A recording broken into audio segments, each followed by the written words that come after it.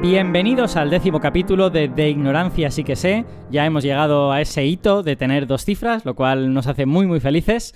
Hoy vamos a hablar de un tema que creo que va a interesar mucho a todo el mundo, porque además ha estado de actualidad en las últimas semanas, que es el tema de las oposiciones. Es decir, todo el proceso que hay que superar para convertirse oficialmente en un profesor en el sistema público, al menos en España. Y creo que es un tema que nos va a dar para mucho, porque precisamente en las últimas semanas ha habido actualidad en ese sentido. Las oposiciones de este año de matemáticas ha resultado que en muchas comunidades ha habido plazas que se han quedado vacantes. O sea que vamos a hablar de las oposiciones en general y también vamos a hablar un poquito de este pequeño trozo de actualidad que tenemos ahora. Y antes de empezar, también os voy a hacer un anuncio, que es que este va a ser el último capítulo antes del parón veraniego. Tenemos parón veraniego de Ignorancia sí que sé. En agosto vamos a descansar, vamos a no publicar ningún episodio y volveremos en septiembre otra vez, como siempre, cada 2 semanas. Así que no se asuste nadie si dentro de 2 semanas no aparece ningún capítulo y dentro de 4 semanas tampoco. En septiembre volveremos, tranquilos. Pero bueno, hoy vamos con este último tema de la temporada, que son las oposiciones. Y para este tema vamos a tener un invitado, lo cual nos hace muy feliz, que es Pedro Daniel Pajares. Es matemático, es profesor de matemáticas en secundaria y es creador del canal de YouTube A Todo Gauss. Pedro, muchísimas gracias por participar. Muchas gracias a vosotros por la invitación y también he sido opositor hasta hace bien poquito. Acabo de presentarme estas últimas oposiciones, así que lo tengo reciente, como quien dice. ¿Sabes ya las notas o todavía te falta algo? Es curioso porque en el momento en el que estamos grabando este programa todavía no sé las cosas finales, pero cuando lo esté escuchando la persona que está escuchando esto ahora mismo, sí. Entonces, ahora mismo estoy aquí en un vacío. Estamos grabando en la tierra de nadie. Perfecto, me parece muy bien. El podcast es muy de tierras de nadie, creo yo. Bueno, y aparte de Pedro, pues tenemos, como siempre, a nuestros ignorantenautas de toda la vida, que son, como siempre, Javier Vargas, físico, profesor de física en el IES Playa de San Juan de Alicante. Hola, Javi, muy buenas. Hola, ¿qué tal? Encantado de estar aquí. Y contento de que tengamos ya el primer episodio de 2 cifras, pero hay que puntualizar que eso depende de la base. Que si estuviésemos en binario haría ya tiempo y en hexadecimal aún nos queda, pero bueno, según la convención habitual, sí. Acabo de suspender por completo las matemáticas en un podcast de ciencia. Maravilloso, estupendo. Bueno, y para que me suspenda de verdad, pues tenemos a un profesor de matemáticas, que es Víctor Marco, que es profesor en el IES, el Grado de Valencia. Hola, Víctor, ¿qué tal? Buenas, Alberto, encantado. Venga, yo no te suspendo. Te lo permito. Me mandas a la recuperación, ¿no? Puedo recuperar. Ya que estamos hablando de oposiciones, ese es un clásico problema de oposiciones sobre sistemas y bases. Si no te dicen nada, se supone que es 10, así que yo te lo paso, un 5. Eres excesivamente suave conmigo, creo, Víctor. Sí. Bueno, estoy de vacaciones ya. Vamos a hablar de eso en el programa de hoy también. A ver, pues vamos a hablar de esto de las oposiciones y como no estoy muy seguro de si nuestro público conoce bien, pues cuál es el camino para convertirse en profesor en el sistema público, qué es exactamente esto de las oposiciones, pues voy a empezar a preguntaros directamente por eso. Es decir, ¿qué es lo que hay que hacer para convertirse en profesor en los institutos y colegios públicos? Porque es para lo que sirve todo esto. ¿Y qué papel juegan estas oposiciones en todo ese camino? El papel que juega es simplemente hacer una criba. Una criba de el talento, digamos, o la preparación que han tenido los profesores que se preparan. Y digo una criba especialmente dura porque, primero, no solo basta con aprobar la fase de oposición, porque maticemos que estos se llaman concursos oposiciones. Entonces, tienes una parte que es oposición, donde tú tienes que examinarte y sacar mínimo un 5, y luego, si la gente que se ha presentado supera la cantidad de plazas que ofrece la Generalitat en cuestión, ya sea la Comunidad Valenciana, Madrid o quien sea, luego hay un concurso, donde entran en juego otros aspectos que luego comentaremos para ver quiénes son los últimos seleccionados. Como los inmortales, solo puede quedar uno. Vale, o sea que estamos hablando de algo que es un examen, pero es un poco más complicado que un examen, digamos. Tiene como más partes y más patas que un examen. Javi. Sí, quería puntualizar que además la parte de méritos no es solo importante para determinar quiénes son los que se llevan las plazas o no, porque también el orden influye. El que ha quedado con mejor puntuación y ahí influyen los méritos es el primero que va a poder elegir destino luego a la hora de ver dónde tienes tu plaza definitiva. Vale. O sea que los méritos no son solo para determinar quién se lleva la plaza y quién no, sino también para ver las probabilidades que tienes de ir a donde tú quieres ir. Y además otra cosa que la oposición no solo elige a la gente para darle su plaza y su trabajo fijo, los que no consiguen la plaza pasan normalmente, aunque también esto depende de comunidades, pasan a una bolsa de interinos que también son ordenados según su nota a la hora de hacer sustituciones. Por favor, ¿podríais especificar cuál es la diferencia entre un interino, un profesor que ya tiene plaza, todas estas cosas? Pedro, tú que estás precisamente en ello, venga. Pues sí, mira, básicamente un funcionario, por decirlo de alguna forma, es aquel profesor que ha aprobado las oposiciones, además, después de aprobar y después de pasar todo este concurso, ha obtenido una plaza y entonces podríamos decir que ya tiene su destino definitivo. El primer año técnicamente no eres funcionario, eres un funcionario en práctica, pues que se supone que está a prueba, y luego ya a partir de ahí ya tienes tu destino definitivo adjudicado pues en donde sea. Ajá. Luego, un interino es aquella persona que ha aprobado la oposición pero se ha quedado sin plaza, o bien que no ha aprobado la oposición pero ha sacado una nota alta o una nota que dicha comunidad considera alta en alguna de las partes y ya le permite integrar una lista. ¿Esa lista de interinos para qué se utiliza? Pues se utiliza para suplir sustituciones, por ejemplo, cuando un profesor pide media jornada y entonces se van generando nuevas plazas que no estaban previstas inicialmente, cuando tenemos bajas largas, como pueden ser un embarazo, una paternidad, todo ese tipo de cosas, o para sustituciones durante el curso.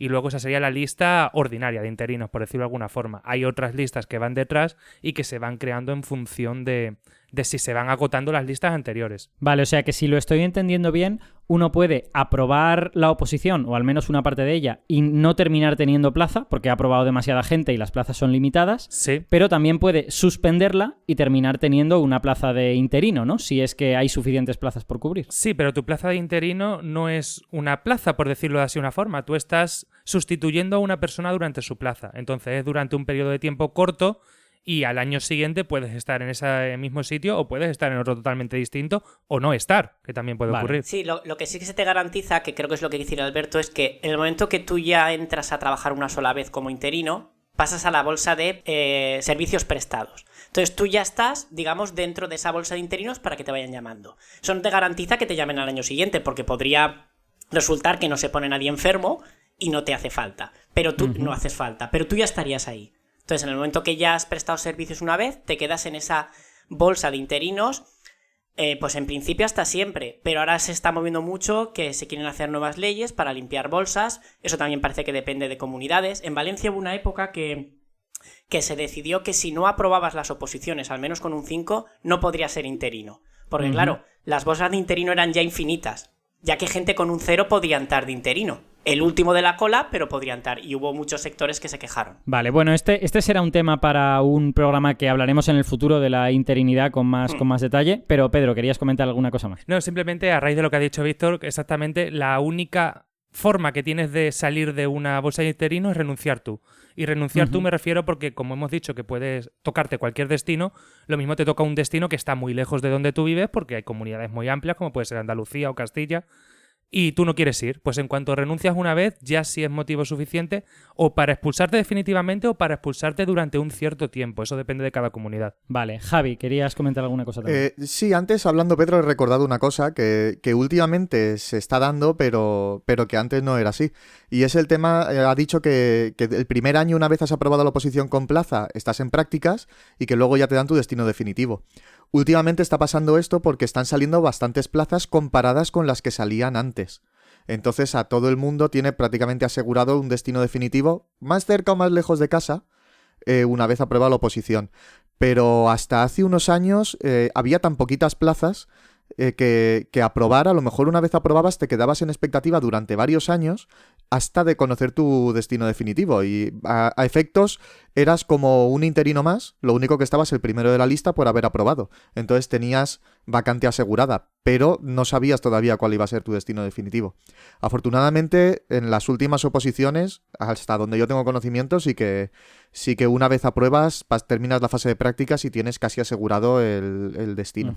Vale, pues volvamos ahora a las oposiciones, que ya hemos dicho que son esta especie de examen con, digamos, varias partes y todo esto, y explicadme un poco, pues, qué partes tiene, ¿no? ¿Cuáles son las fases que hay que hacer para decir he superado una oposición y qué pasa cuando se supera cada fase? Porque igual puedes superar una y ya obtener algunas cosas y no superar la segunda. Bueno, pues, ¿Javi? Como decía Víctor, hay una parte de oposición y una parte de concurso.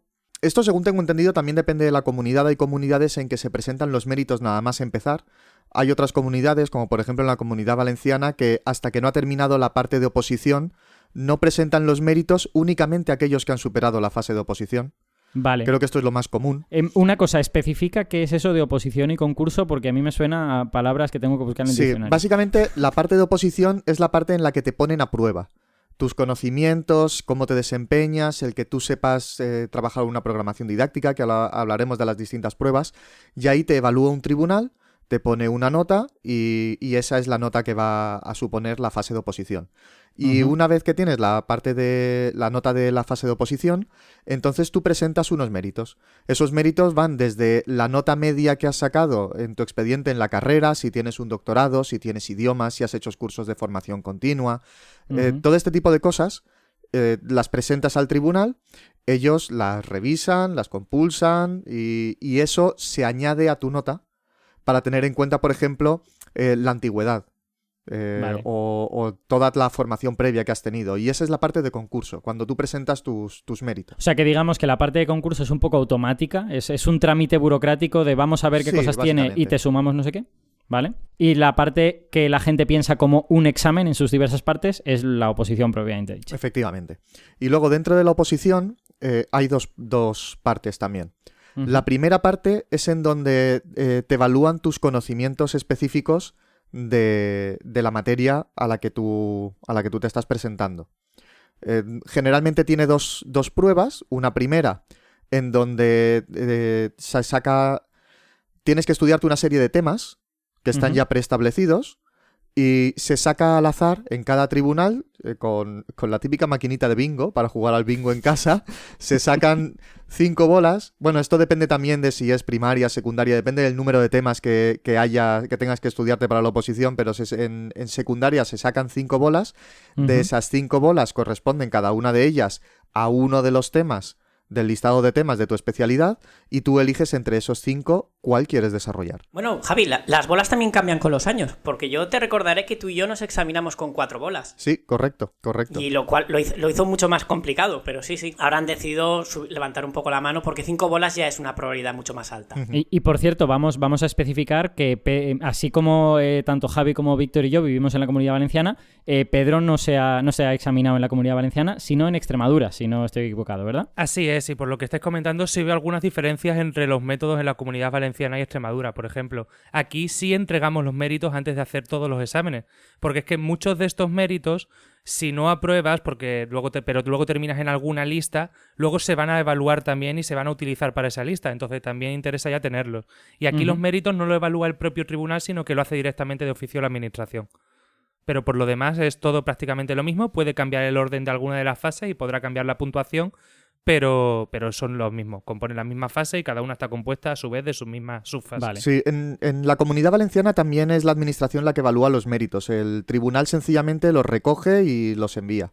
Pero no es el tribunal el que decide si te admite o no te admite alguna de las cosas que has presentado. Claro. Y también cabe señalar, fijaos cómo en Extremadura los méritos se tienen en cuenta a la hora de sacar la nota final, incluso para la bolsa de interinos. Sin embargo, en la Comunidad Valenciana, si no lo apruebas, la fase de oposición no presentas méritos. Con lo cual, tú puede ser que hayas entrado en bolsa de interinos, pero que no hayas llegado a presentar méritos, con lo cual tendrás menos puntuación. Pero eso estoy comparándola con Extremadura. En Valencia tiene una ventaja para la gente que acaba de empezar, y es que le da la posibilidad de entrar en bolsa y empezar a formarse como interino. Porque si encima te van a quitar el puesto la gente con más experiencia, los que no tenemos experiencia nunca entraríamos a trabajar. Ya no solo que no te llevas la plaza, sino que tampoco te dejan practicar. Yo, por añadir una cosa, para eso tenemos aquí, por ejemplo, las bolsas extraordinarias. Yo, antes de presentarme siquiera a una oposición, ya he estado trabajando como profesor.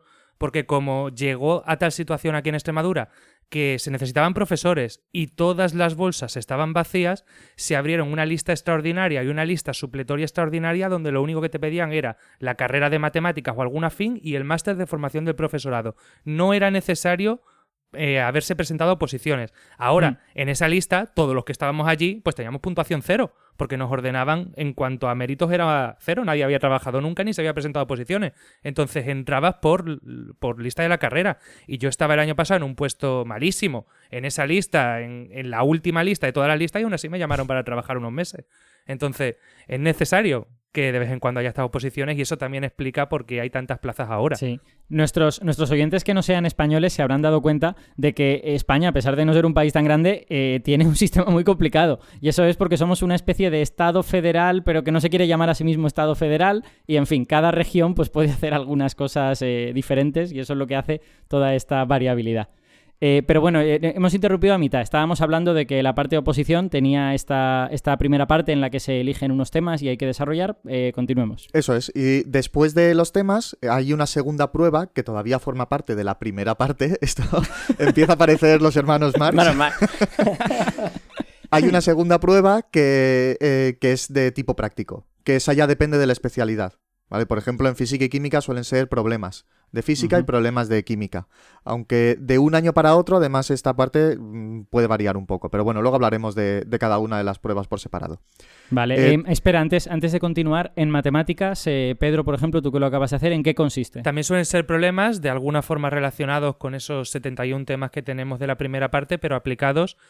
Y sí cambian bastante de una forma a otra. A veces son problemas pues que pues serían equivalentes a nivel de primero o segundo de carrera y resuelve este problema y da sus soluciones. Hay algunos que tienen un carácter un poquito más didáctico, pero por lo general son problemas de un nivel bastante más elevado del que se ven en secundaria y en bachillerato y que tienes que resolver y razonar. No, claro, estamos en matemáticas, hay que demostrar lo que estás haciendo también. Vale. Y ahora la segunda parte de la oposición. Sí. Bueno, en esta primera parte hace falta una nota mínima de un 5 para poder continuar con el proceso. ¿Vale? Que vendría de hacer la media entre estas dos partes que tiene la prueba. Y en cada una de esas dos partes, al menos en la Comunidad Valenciana, si no sacas un mínimo de un 2,5, no te hacen media entre las dos partes. O sea que no te sirve sacar un 9 en el tema teórico y un 1 en los problemas, porque entonces no te harían media, no seguirías adelante con el proceso. ¿Qué es lo que suele pasar, ¿eh? Aquí es exactamente lo mismo. Es muy habitual. Por eso hay tanta cantidad de suspensos, ¿no? Porque la gente ni siquiera llega a ese 2,5 de problemas. Lo digo para que el oyente empiece a pensar lo que ha dicho Pedro Daniel, ¿no? De que el nivel es un poquito más que el que se hace en secundaria. Es un mucho más. Sí, un poquito quizás me he quedado muy escaso. Mucho, bastante. Tener en cuenta que un 2,5 supone hacer bien uno de los 4 problemas. Y eso ya cuesta.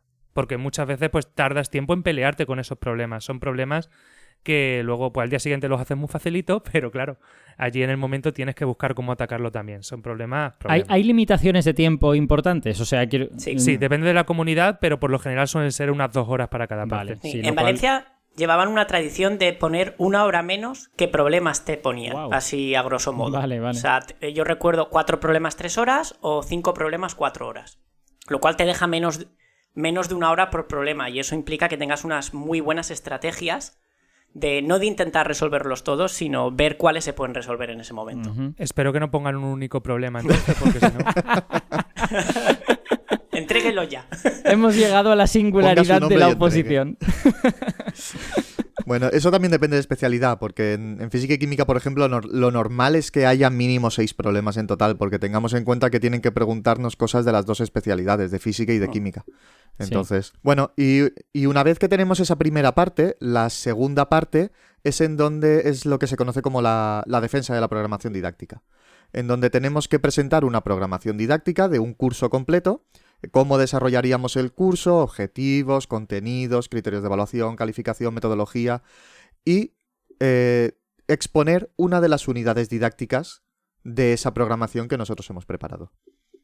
En esa segunda parte, de nuevo, hay que sacar un mínimo de un 5 para que te hagan media con la primera parte y de la media de esas dos partes vendría la nota de la parte de oposición. O sea que digamos que las dos partes, una es una prueba de conocimientos y la otra es un poco una prueba de que sabes cómo enseñar y conoces un poco la legislación relacionada con todo esto, entiendo, ¿no? Básicamente. Pedro, ¿querías comentar algo? Sí. Aquí otra pequeña diferencia que vemos entre comunidades en cada una de las partes y es que hay algunas comunidades que entre la primera y la segunda prueba tienen una lectura y que consiste en que tú vas y lees tu prueba, lees tu examen, abres el examen y se lo lees al tribunal. Eso en matemáticas se suele hacer poco, pero sí hay comunidades que lo siguen haciendo hoy en día. Eso respecto a la primera prueba. Y respecto a la segunda prueba, hay veces en lo que tenemos es una defensa y hay otras veces en las que hay una exposición. Y eso depende de la convocatoria. ¿Cuál es la diferencia? En que el tribunal pueda preguntar o no, básicamente. Entonces también hay que leerse, por ejemplo, aquí en Extremadura este año el tribunal no podía preguntar. Entonces, aunque se llamase defensa, técnicamente lo que estabas haciendo era una exposición. Vale. Sí, y no solo es por comunidades, es que dentro de la misma comunidad depende cada año, porque en la Comunidad Valenciana hace años era obligatorio leer en todas el tema de las bolas, menos en matemáticas, que se dejaba a criterio del tribunal, y desde hace unos años ya se ha quitado y es nadie lee en ninguna especialidad. ¿Qué quieres decir con nadie lee? O sea, que siempre es una prueba, que siempre Que es... no, que abres el sobre, das el tema y el tribunal va a corregir ese examen. Los 5 van a poner nota. Antes lo que se hacía es que tú como opositor leías y el tribunal te ponía la nota de lo que evaluaban de tu lectura. ¡Wow! Claro, en matemáticas era una locura. Yo recuerdo examinarme y recomendarte al tribunal que por favor no leyéramos. Porque no lo iban a tener en cuenta y van a mirar el examen. Aún así había gente que se empeñaba en leer. Y el hecho de leer o no leer es importante en disciplinas como, por ejemplo, física y química, en donde también hay un importante componente matemático. Porque, claro, no puedes... Si tú sabes que vas a tener que leer el tema, tienes que tratar de evitar, todo, en la medida de lo posible, las demostraciones que no sean imprescindibles, las ecuaciones, gráficas... Tienes que saber cómo leerlas para que al tribunal le quede claro lo que estás poniendo. Es decir, es una dificultad añadida en algunas situaciones. Últimamente, en los últimos años, como ya no se tiene que leer, pues quieras que no, es una facilidad. Me hace gracia. Les voy a leer esta gráfica en JPG. 0,417E5. Sí. Además, los preparadores de oposiciones te decían, tú, yo le preguntaba a mi preparador, ¿se lo puedo enseñar al tribunal? Y decía, lo que tienes que hacer es preguntarle al tribunal para ver si te da permiso para enseñarle la gráfica. Señoría.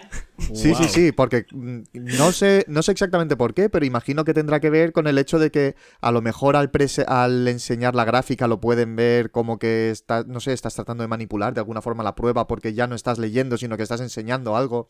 No lo sé, pero vamos, incluso para enseñar una gráfica tenías que pedir permiso. Eso, o describías la gráfica.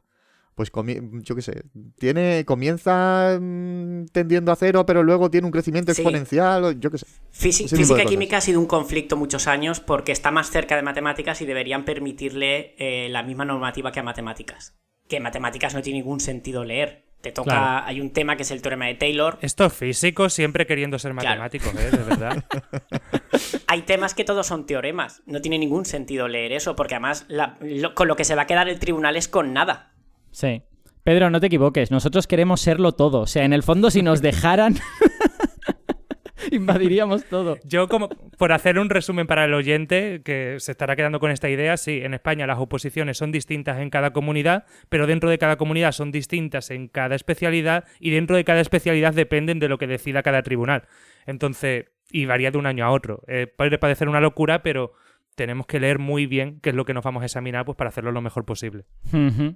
Sí, o sea, quiero decir, hay que ser experto en el examen que se va a hacer y no solo en la materia o en las habilidades didácticas, ¿no?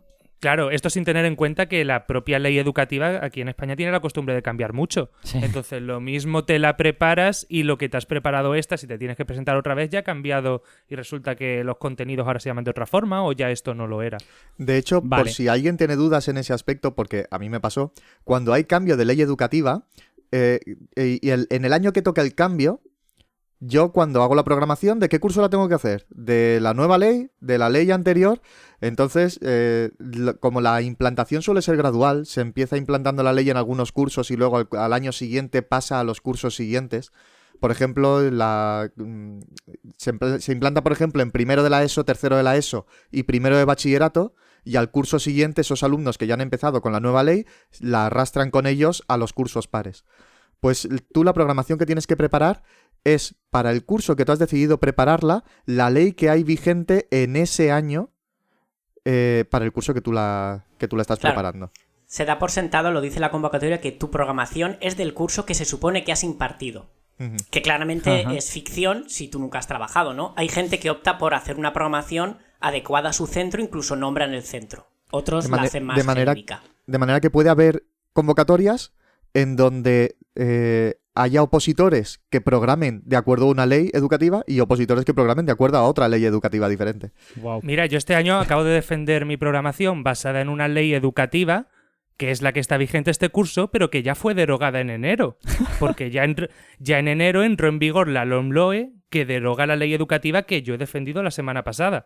Entonces, estas situaciones se dan. Sí, esto es una... Para los que no conozcan el mundo de España, España tiene una relación muy mala con sus leyes educativas, porque en general hay como 2 o 3 cosas que a los políticos les preocupan, que suelen tener que ver con la religión y con muy pocas cosas más, y se dedican a ir cambiando las leyes educativas por esas movidas y a marear el resto de conceptos. Pues este año en Valencia aún se complica más porque las de este año han sido las oposiciones retrasadas del año pasado por la pandemia.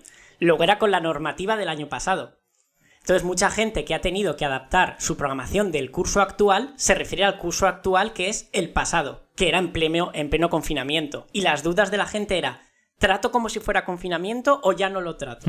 Pero todas esas dudas deben resolverse en la propia convocatoria de la oposición. Ahí ya... Yo entiendo que, por ejemplo, aquí en Extremadura no se llegaron a aplazar porque no se llegaron a convocar el año pasado.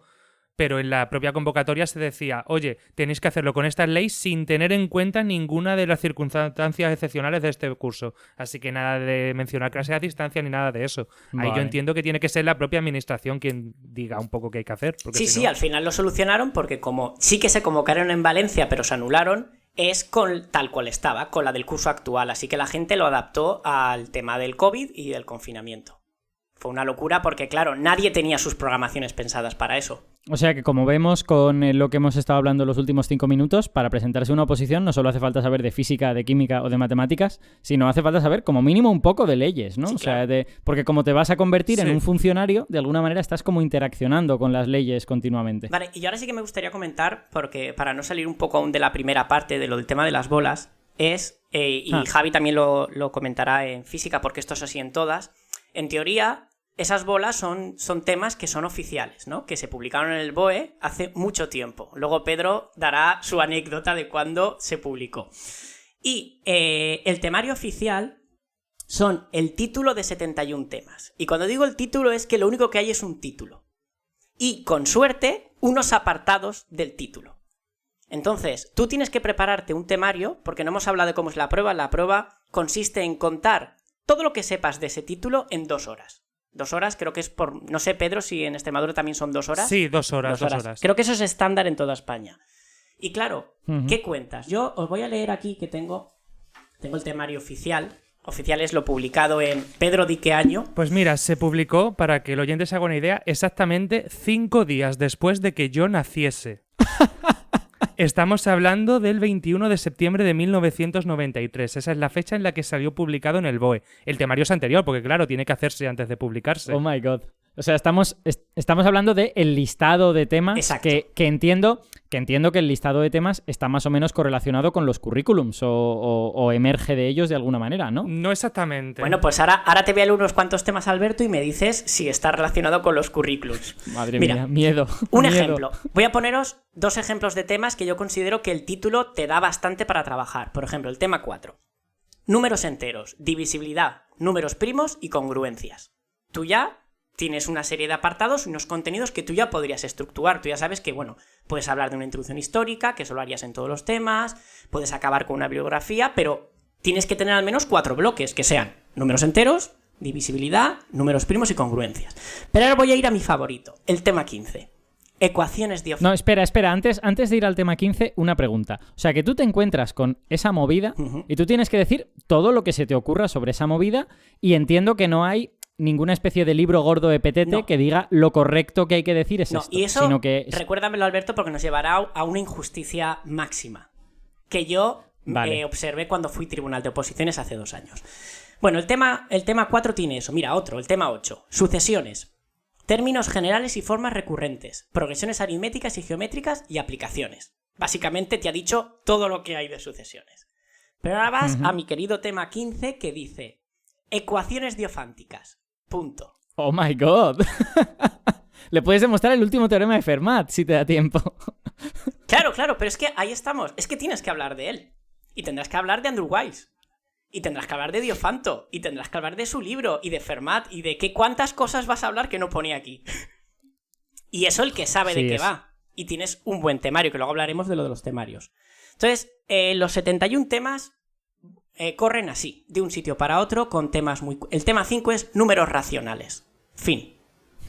Entiendo, pero eso, el problema que yo veo, y confirmadme o desmentidme vosotros esto, es que son temas, o sea, son nombres tan generales y tan amplios que debe de haber como un margen para el que corrija enorme, ¿no? Enorme. O sea, el que corrige puede pensar, Sí. no me ha mencionado este avance que ocurrió en el siglo XVIII, esto está muy mal. Por ejemplo, en ecuaciones diofánticas, que menos que hables de las lineales, que son las únicas que están demostradas si tienen solución o no, pero luego tienes las no lineales, donde entra el teorema de Fermat. Y claro, hay infinitas no lineales. ¿De cuáles vas a hablar? Sabes que es a mínimo, pero tienes que hablar de alguna más. Es una locura. Y respecto a lo de que esté aplicado al currículum vigente, a ver, el tema 71 es la controversia sobre los fundamentos de la matemática, las limitaciones internas de los sistemas formales. ¿Te suena, Alberto, Wow. de qué teorema van a hablar aquí? Sí, claro, esos son los teoremas de Gödel Claro. y todas estas cosas de lógica del Que siglo todos XX. sabemos que se dan en tercero de la ESO. Entonces, claro, esto es del año 90 y tantos. Esto habría que a lo mejor quizá adaptarlo, porque ahora se está poniendo muy de moda que muchas comunidades están empezando a pedir como criterio un apartado en tu tema donde tú aplicas esto a secundaria y bachillerato, haces una proyección de ese temario. Claro, el de sucesiones puedes hacerlo, el de ecuaciones diofánticas, bueno, se puede jugar con ello, pero el 71 de Gödel, ¿qué vas a hacer? Pues... No tienes currículum para hablar de esto. Yo lo hago, pero porque a mí me apetece el tema y lo hago de forma histórica. Sí, exacto. Yo creo que puedes hacer algo descriptivo, ¿no? No sé, bueno, quizá Pedro ha pensado algo sobre ello, pero yo tengo la sensación pues, de que haría algo pues con bla bla bla, pero no con ecuaciones. El problema claro. que yo veo, y esto lo habrá sufrido Pedro en las opos o se lo habrá pensado, es ¿con qué temario va a corregir el tribunal? Si es de sus propios conocimientos, chungo, porque puede ser gente que lleve 20 años desde que opositó y no se acuerde. Puede ser como me pasó a mí, que me tocó ser tribunal 4 años después de aprobar, y yo tenía mi temario fresco. Pero ahí vamos, yo tenía mi temario, que venía de una academia en concreto y de un preparador. Ya estoy generando una injusticia, porque la gente que se haya preparado en la misma academia que yo va a tener una mejor visión del tema para mí. Porque diré, mira, claro, ha demostrado los teoremas que yo considero que hay que demostrar. ¿Pero cuáles son los que yo considero? Claro, sí, efectivamente. Hay una cierta arbitrariedad en esto de que sea simplemente un título. Pedro, ¿querías decir algo? Sí, además de que con esto de que sea simplemente un título se forman cosas como, por ejemplo, tema número 6, números reales y topología de la recta real. Es un tema bien chulo y que te da para escribir mucho.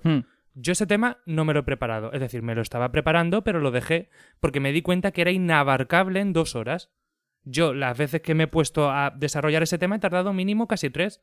Entonces, es imposible hablar de números reales, y por lo menos para mí, y de topología de la recta real, o de lo que yo considero que debe mencionarse en 2 horas. Simplemente topología de la recta real ya se lleva las 2 horas. Claro. Pues imagínate contar ahí todo el desarrollo de los números reales. Entonces, al final, ¿qué terminas haciendo? Como no es necesario estudiarse todos los temas, porque ya sabemos que hay 5 bolas y necesitas saberte una, pues te vas estudiando o los temas que más te gustan, al fin y al cabo, o los temas que ves reales que puedes contar en esas 2 horas. Y eso también genera otro tipo de situaciones. Y luego hay otro factor súper importante, que esto lo veo ahora yo que voy a empezar a ser preparador de oposiciones, es que además de elegir esos criterios que ha dicho Pedro, eliges los temas que te van a ayudar a resolver los problemas después. Porque, por ejemplo, Exacto. el tema 4 que va sobre congruencias. Tú no puedes ir a una oposición de matemáticas si no sabes qué es eso, porque te va a caer un problema sobre congruencias. Entonces este tema, Y entran claro, siempre. que encima el tema 4 tiene un problema que es larguísimo, pero te lo tienes que preparar. No es como el 6, que como dice Pedro, sí que puedes prescindir de él, porque las preguntas sobre topología de la recta real suelen ser muy pocas. Este año ha salido uno en la Comunidad Valenciana, o sea que casualmente ha pasado. Y bueno, hay mucha gente que ya está. Hay muchas voces críticas de sindicatos que están empezando a plantearse si en lugar de un tema de teoría desarrollar en 2 horas, se podría hacer un tipo test, tipo MIR, sobre todo el temario, para garantizar que todo el mundo sepa un poco de todo. No sé qué opina Pedro de esto que está apositando ahora. Pues yo voy a decir varias cosas. Ahora contesto a tu pregunta, pero antes también quería decir que dentro de lo que tenemos en matemáticas hay muchos temas, bueno, muchos, son 5 o 6, pero que son teoría pura. Que son teoría, por ejemplo, sucesivas ampliaciones del concepto de número, evolución histórica y problemas que resuelve, el tema 10. Que entre los opositores está mal visto prepararse esos temas, porque se supone que si es una oposición de matemáticas, tú lo que tienes que hacer es demostrar teoremas. Y un tema que literalmente es todo teoría, que te puedes estudiar y escribir allí, como que al tribunal le puede dar la sensación de que no estás demostrando que sabes nada. Y eso es un poco injusto. Quizás sería mejor pues eliminar esos temas y obligar a que todos los temas tengan que tener una mini introducción histórica de qué es lo que está pasando ahí. Respecto a lo que dice Víctor, que sí se contempla con las nuevas leyes que intentan modificar la oposición actualmente de hacer un tipo test, la verdad es que no tengo una opinión clara respecto a ello. Porque es que tú no estudias igual un tema que un tipo test, evidentemente. Cuando Claro. estás estudiando un tipo test tienes que saber de todo. Y ahí hay un tema, por ejemplo, el tema número... no recuerdo el número, pero era espirales y envolventes, presencia en la naturaleza. Pues ese tema es de los típicos que dirías, no te lo estudias por bonito, pero no te lo estudias porque no te va a ayudar a resolver un problema concreto. Ujú. Y está feo decir esto y está feo que un profesor diga esto de no me lo estudio porque no me ayuda a resolver un problema cuando nosotros queremos precisamente evitar eso, ¿no? Y entonces quizás que el examen fuera tipo test ayudaría a eso, pero no tengo una opinión clara como sobre esto, si os soy sincero, y no sé qué No, sería además, mejor. el tipo test no deja de ser al final otra prueba de problemas. Y el tema tal como está, sí que ve cómo redactas. Te estaban evaluando tu redacción a la hora de preparar un temario, que al final me parece que tiene que ser evaluable. Yo no estoy ni a favor ni en contra, sí. No tengo muy claro si es mejor o no. ¿Tu redacción o la redacción de tu O la preparador? redacción de tu preparador. Efectivamente, Correcto. dependiendo de tu capacidad para memorizar. Yo personalmente no soy demasiado amigo de los exámenes tipo test. Tengo la sensación de que al final, como la gente va muy desesperada cuando acude a estas cosas, termina haciendo como pruebas de años anteriores en cantidades enormes, como le sucede a la gente del MIR, y puedes terminar cayendo en prepararte preguntas concretas en lugar de conceptos un poco más desarrollados. O bueno, por lo menos creo que los exámenes tipo test tienen ese problema. Los exámenes de desarrollo tienen otros problemas, ¿no? Javi, querías decir algo. Sí, no es sobre el tema de los exámenes tipo test, pero quería comentar una cosa que ocurre con algunas disciplinas, como es el caso de la física y la química. En física y química, bueno, muchas de las cosas que han dicho Víctor y Pedro de matemáticas son extrapolables, como que hay temas muy concretos en donde los títulos prácticamente te están diciendo lo que hay temas que están totalmente desvinculados de lo que enseñamos, hay otros temas que no son nada concretos y que están totalmente abiertos a interpretación. Pero es que además se da el tema de que hay materias afines. Y en nuestro caso, por ejemplo, un profesor de física y química, en caso de que no haya horas suficientes para completarle su horario en física y química, esto normalmente no pasa con personas que tienen plaza definitiva, sino que suele pasarles a los interinos, puede ser que le completen su horario con horas de biología, que es su materia afín. Y puede ser que tengas que dar algunas horas de clase de biología, en algunos cursos de biología, que lo habitual es que te dejen cursos bajos para que no sea tan complicado. Entonces, debido a eso, en los temarios de física y química, cuando llegamos a los últimos, después de pasar por toda la parte de termodinámica, ondas, química, etcétera, cuando llegamos al tema, 68, por ejemplo, nos encontramos con las rocas y los minerales fundamentales del relieve español, propiedades e importancia económica, geomorfología, el modelado del relieve y los factores que lo condicionan, el suelo, componentes, destrucción y recuperación. Y a partir de ahí, hasta el tema 75, el 75 es del trabajo experimental, que es bastante más amplio, pero hay como 7 u 8 temas que en realidad son de la especialidad de biología y geología. Y en biología y geología pasa lo mismo. Los últimos 8 o 10 temas de biología y geología en realidad son de física y química, porque a ellos les puede pasar al contrario, que para completarles a ellos horas puedan acabar dando clase de física y química. ¿Y quieres decir que esos temas de especialidades afines pueden salir también? Hay una bolita de cada uno de ellos. Puede ser que salga, o sea, puede ser que te salgan 5 temas de física, 5 temas de química, 3 de física y 2 de química, o puede ser que te salgan los 5 temas de geología. Exacto. Ya. Y obviamente, claro, como ha apuntado Es antes menos Pedro, probable. no nos preparamos los 75 temas, porque eso es algo que es imposible. Uno ya hay tablitas en donde uno se estudia la probabilidad, y habiéndome estudiado tantos temas, ¿qué probabilidad tengo de que al menos una de las 5 bolas me la haya estudiado?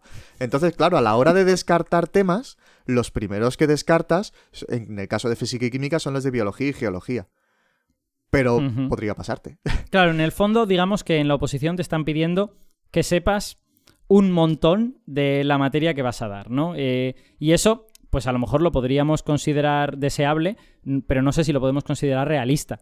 Sobre todo por una razón, al menos esta es la reflexión que yo hago, que es, yo pienso que de verdad un profesor debería saber mucho de matemáticas o mucho de física y química, pero una cosa es saber mucho y otra cosa es ser capaz de aprobar un examen en el que compites a lo mejor con un montón de gente y tienes que quedar entre los 25% mejores.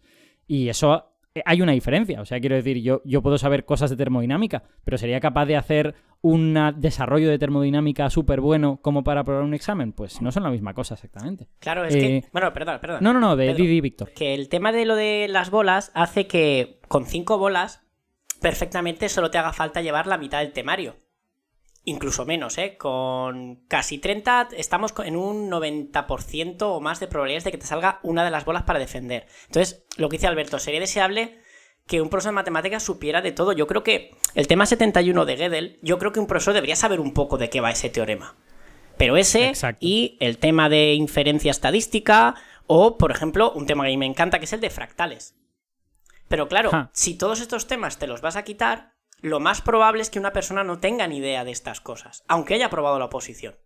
Y luego, hay gran parte de opositores que han aprobado con una cantidad de temas bastante inferior a la mitad. Porque la probabilidad lo permite. ¿No os parece que esto genera una ficción, de alguna manera? O sea, tú haces un sistema que sugiere que la persona que vaya a aprobar ese examen sabe un montón. Pero en el fondo eso es verdaderamente imposible y las personas que terminan superando ese examen, incluso con notas muy altas, no saben todas esas cosas. Entonces, no estoy muy seguro de si la ley se está mintiendo un poco a sí misma, ¿no? Y luego, consecuencia de esto, esa persona que le has dado la plaza con, pongamos, un 50% de conocimientos de matemáticas, a los 2 años ya puede ser tribunal. Y va a corregir a otra persona que sabe el 50% de cosas. Claro. Y claro, se encuentra en la tesitura de que de repente los temas que han salido ese año son fractales, Gödel, el número real, que luego hablaremos porque es muy interesante, que estoy con Pedro, es un tema difícil de tratar porque además tiene varias formas de enfocarlo. Y hay como no lo enfoques de la misma forma que lo va a entender el tribunal.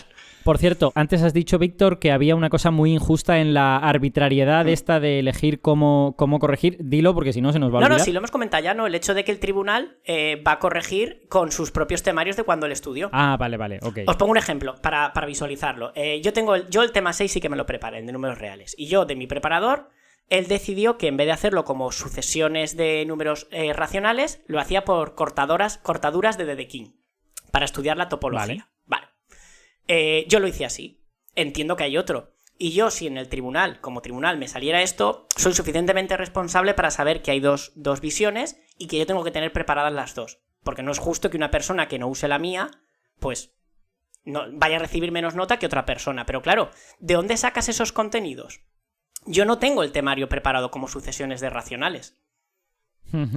Nosotros cuando estuvimos de tribunal decidimos bajarnos y buscar en internet varios temarios para ser justos. Pero no, os aseguro que eso no lo hizo todo el mundo. Ya. Y es muy injusto. Claro, efectivamente, ¿no? No solo pides a los opositores que sepan mucho, sino que necesitas un tribunal que esté a esa altura, lo cual pues no tiene por qué suceder. Y otra situación que se dio en mi tribunal. Hay temas de aplicaciones que directamente están aplicados a física. Por ejemplo, el tema de geometrías no euclideas. Yo era el único físico de mi tribunal y en el tema de un par de personas lo eligieron y una decidió hablar de las aplicaciones en relatividad general y otra no. Y yo fui el que decidió y dije, pues mira, esta persona está demostrando de verdad la aplicación de esto. Pero si yo no hubiera estado en ese tribunal, quizá hubiera pasado por alto. Y lo hubieran dado por igual de bueno ambas. Los dos temas estaban bastante bien, pero claramente uno había aplicado mejor. Vale. Antes de pasar a hablar de la segunda parte de las oposiciones, que también quiero que hablemos de ellas, voy a lanzar una pregunta, ya que hemos hecho mucho hincapié en cuáles son los problemas de todo esto. ¿Vosotros habéis pensado alguna vez en algo que pudiese solucionar al menos parte de estos problemas? Es decir, a mí se me ocurre, por ejemplo, que se estableciera una especie de... que hubiera un libro del temario oficial de las oposiciones, lo cual permitiría que hubiese una referencia objetiva. No sé si eso resolvería todo, pero por lo menos creo que haría las cosas un poco más fáciles. Sí, yo también he pensado que... Perdón, bueno, Pedro, No, tú. tranquilo. Simplemente iba a decir que lo mismo, eso o al menos una rúbrica porque sí es verdad que a veces entre los tribunales hay rúbricas que algunas pues terminan llegando a los preparadores de oposición y tal, y se dice, pues mira, en este tema, si mencionas esto es un punto, si mencionas esto es otro punto, que por lo menos se concrete un poco más, simplemente con añadir un subtítulo a cada tema de, pues mira, en el tema de los técnicas de recuento en combinatoria tienes que hablar de esto, de esto, de esto y poner esto y esto. Ya está. Vale. Si mencionas eso ya tienes pues un 8. Y ahora ya el resto es cosa tuya, por ejemplo. Una pequeña concreción más. Mira, yo me conformo, porque esto me pasó a mí, con que el tribunal tenga claro que el nivel no es el nivel de secundaria y bachillerato. Y esto, que parece una obviedad, no sucede. No sé si Pedro habrá experimentado esto. Yo el año que aprobé con el tema de integración numérica y aprobé bien, con un 5 y pico, porque fue una masacre el resto, o sea que me permitió aprobar. Yo estaba muy cabreado porque mi tema se merecía más de esa nota porque fui muy académico, muy correcto, en fin, todo lo que se suponía que tenía que ser. Tuve la suerte que semanas después de acabar la oposición me encontré en IKEA a uno del tribunal. Y estuve hablando con él, ya off the record. Y me dijo que qué lástima haber cogido ese tema que era tan feo, ¿no? Como si la belleza de los temas fuera un parámetro importante a la hora de evaluar. Hombre, claro, una persona a la que le gustan las matemáticas feas no puede ser profesor de matemáticas. No ¿sí? puede ser profesor, estoy de acuerdo. El tema es horroroso, estoy de acuerdo. Pero bueno, cuando solo te sale una bola, pues ¿qué vas a hacer? Y el argumento del miembro del tribunal era, pero si salió el tema de la derivada, ¿por qué no lo hiciste? Y yo dije, porque no lo tenía preparado. Y dice, hombre, pero tú lo has dado en bachillerato, ¿no? Digo, que pretendías que lo diera a nivel de bachillerato. Pues ahí me di cuenta por qué había gente con nota más alta que yo en el tema de la derivada. Y eso es muy injusto. Ya, se tiene que ya dejar claro que el tema de las bolas es a nivel académico de la carrera de matemáticas. Ahora se está instaurando que haya un apartado más que es la proyección de esto en secundaria. Perfecto. Tú coges, desarrollas la derivada como toca y luego hablas de cómo se trabaja en bachillerato. Lo que no puede ser, como me pasó a mí cuando me encontré en tribunal, gente que salió el tema de números enteros y me los definió como los naturales positivos y los negativos. Y ya está. Y luego hubo gente que lo definió pues como en realidad debería tocar, ¿no? Con clases de equivalencia y todo este tema. Conjunto cociente y estas cosas que no vamos a enrollarnos ahora, pues son un horror. Claro, sí. Entonces, ¿qué pasa cuando un tribunal, todo el tribunal, no tiene ni idea de clases de equivalencia? Es que puede pasar, ¿eh? Claro, yo veo eso como una consecuencia más del hecho de que no haya una referencia. Claro. Es decir, si hubiese una referencia, estaría claro qué es lo que estás evaluando. Yo también creo que no es especialmente realista que en una profesión en la que van a terminar trabajando personas que no son matemáticos profesionales, porque puede haber un físico o porque puede haber gente de económicas o de otras áreas, no creo que sea realista pensar que esa gente vaya a poder evaluar un temario de matemáticas como lo haría un matemático. No sé qué opina Pedro, pero vamos, a mí no me parece nada realista. Pues la verdad, en teoría se supone que hay un máster de formación del profesorado, que todos hemos debido de pasar por ahí, y que se supone que debería garantizar que independientemente de cada carrera tienes los conocimientos necesarios para dar clases de profesor de matemáticas. Otra cosa es si ese máster está haciendo eso o os da para hacer otro programa. Pero en teoría, según dice la ley, eso debería estar solucionado. Y sí, es verdad que esto está muy abierto a la interpretación del tribunal. Y por lo general, no sé cómo funciona en otras comunidades, pero aquí los tribunales, los distintos tribunales que van a evaluar lo mismo, se ponen de acuerdo entre ellos, ya no solamente entre los miembros del propio tribunal, sino entre distintos tribunales, y dicen, 2 o 3 días antes del examen, por ejemplo, aquí subieron una rúbrica de más o menos vamos a evaluar esto, la claridad la vamos a evaluar de esta forma, ojo que tiene que haber bibliografía porque vale un punto, ese tipo de cosas básicas, entonces está bien que eso se haga. Yo, por ejemplo, me acabo de examinar, como ya he dicho varias veces, puedo decir que esta primera parte sí la he aprobado porque se la nota, y yo me examiné del tema de proporciones notables, la razón áurea y aplicaciones. He aprobado, pero, pues, por ejemplo, con una nota algo inferior a lo que me esperaba. Pero no sé, pues, porque lo mismo me he equivocado yo en algo, que puede ser, o se me ha olvidado poner algo, o lo mismo las aplicaciones que yo he dado, que las que yo he dado, por ejemplo, han decidido ser a otras ramas, las he dado en el mundo del arte, en el mundo de la naturaleza, pues, otros tipos de aplicaciones de la razón áurea, que para eso está. Pues lo mismo no eran las que buscaba el tribunal, por ejemplo, o podría haber dado yo otras mejor. Entonces, también es objetivo, porque igual que yo pienso, pues lo mismo, mira, medio puntino más aquí, pues el tribunal piensa que no y tienen razón ellos y no yo. Entonces, aquí cuesta esto, ¿eh? Al fin y al cabo, el tribunal no se ponen de acuerdo, sino que cada uno pone su nota y y ya sabemos cómo funciona esto, pero es complicado. Yo creo que es complicado ya no solo nuestro papel, sino el propio papel que tiene que tener el tribunal para decidir este examen se merece esta nota concreta. Eso también tiene su complicación.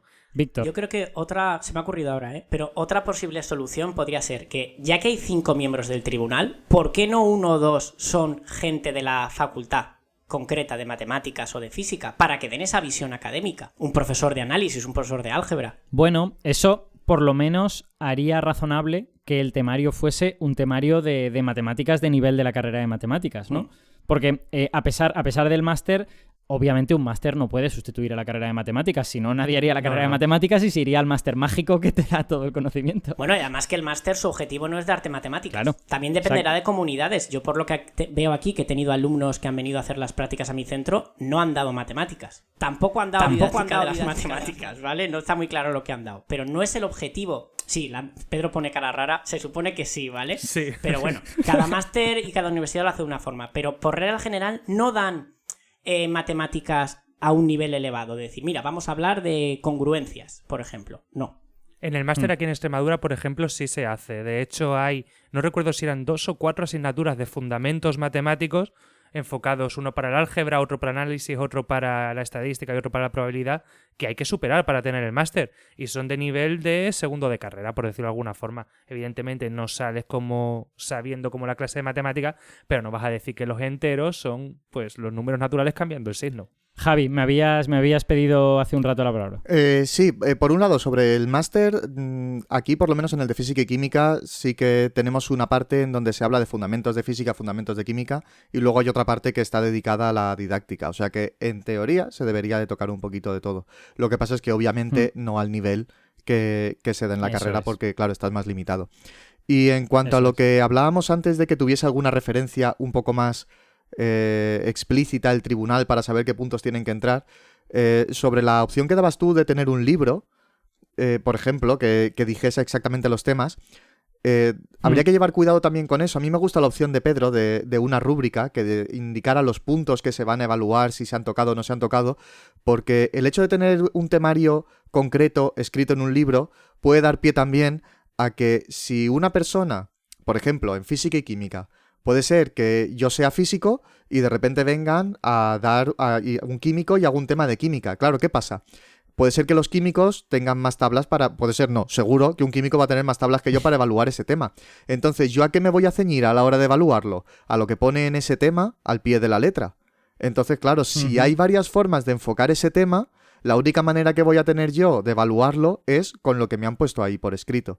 Entonces, de alguna forma está limitando también la forma en la que yo evaluaría ciertos temas. Mientras que siendo una rúbrica o poniendo una serie de puntos, das un poco más de libertad a la hora de, pues mira, esto lo ha enfocado de una manera, esto lo ha enfocado de otra, pero los dos están tratando este tema y están llegando a las mismas conclusiones. Claro, pues que así valoras la creatividad del opositor, porque a lo mejor te encuentras a alguien que hace una maravilla de tema y dices, ostras, increíble, aunque se haya salido de tu canon, pero te ha demostrado que controla y que va a ser un buen docente. O sea que sí, ahí estoy con Javi. No puedes cerrarlo todo.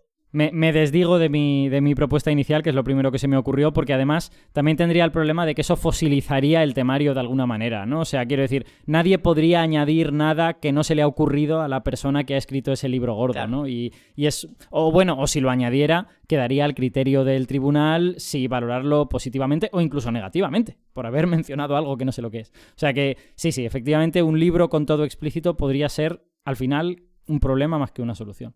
Las rúbricas que propone Pedro me parecen más razonables.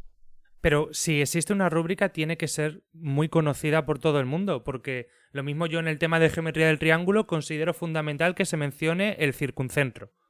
Hombre.